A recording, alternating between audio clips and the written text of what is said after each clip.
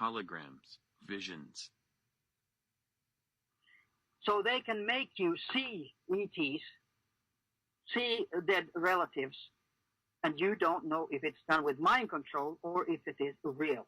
And that's why they are confusing it, because there are absolutely real contacts with ETs and real contacts with the energy of the dead, but they can also be simulated by mind control, and people can be confused. Thoughts and feelings.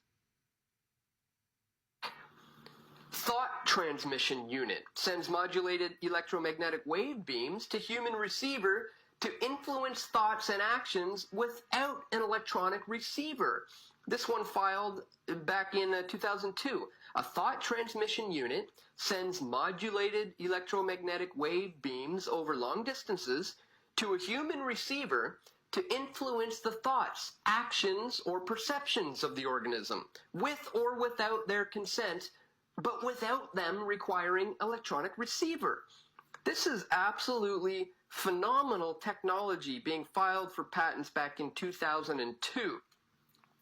Moving on, we have electronic fringe field generator for manipulating nervous systems, filed back in 1998.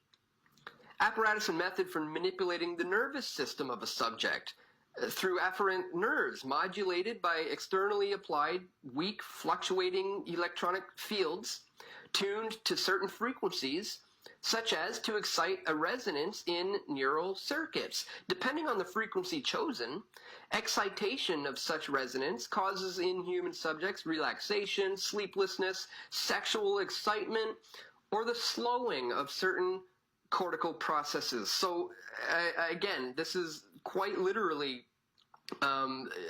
using these frequencies to affect our nervous system in such a way that will make us feel various feelings depending on what they tune these frequencies into and how they want you to feel. When they blast electromagnetic fields, so it goes through all of Europe. And do you think that's a form of mind control? Oh, it can be used for mind control, of course, like HAARP. And that is the danger, because people know nothing about mind control. They don't know that your thoughts can be changed, your attitudes, your feelings. If you love somebody, somebody sitting at a computer, even through satellites, can say, okay, let's make it opposite. And you start just detesting the person who you love.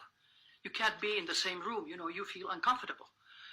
I think this is terrible, because you're making people into biological robots. Yeah. Why?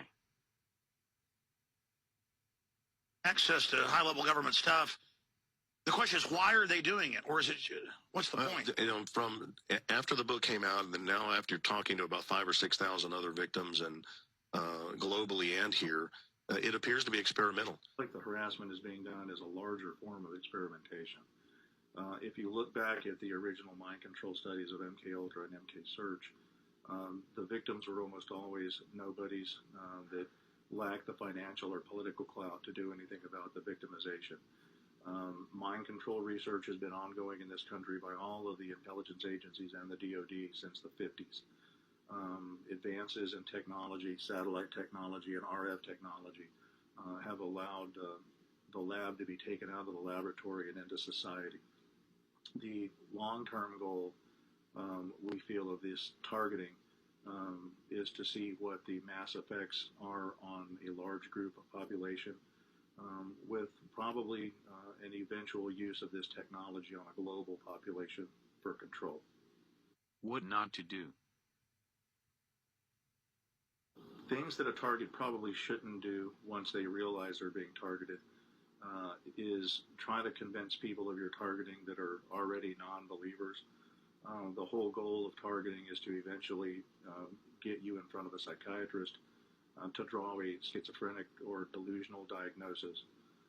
What most of the human rights organizations are recommending now is that if you feel you're being targeted, first try to communicate to them to get pointers and advice on who you can talk to and who you shouldn't. As stated before, one of the main goals with this targeting is to get you to call the police over and over with complaints that can't be proven, which will eventually land you in front of a psychiatrist who usually won't listen to or look at any of the research or articles you bring in, but we're looking to give you a psychiatric diagnosis. Once that diagnosis is given, typically the police won't respond to any further targeting, which may escalate after you're diagnosed. What we can do about it. We can do about it. Number one is awareness. As long as people don't know, they can be just slaughtered silently with silent weapons of war. Incoming voice detection. So, hearing voices is not a sign of mental illness necessarily. You have to consider that it can be the military technology. And this is the greatest, I would say, insult to medical doctors, that we are not taught this. No medical doctors generally know of military technology that you can, with synthetic telepathy, make people hear voices in their heads. And it can be proven by Blue Mouse. I had exchanged some emails with Elton Byrd before he died, and he was a Navy scientist who was engaged in the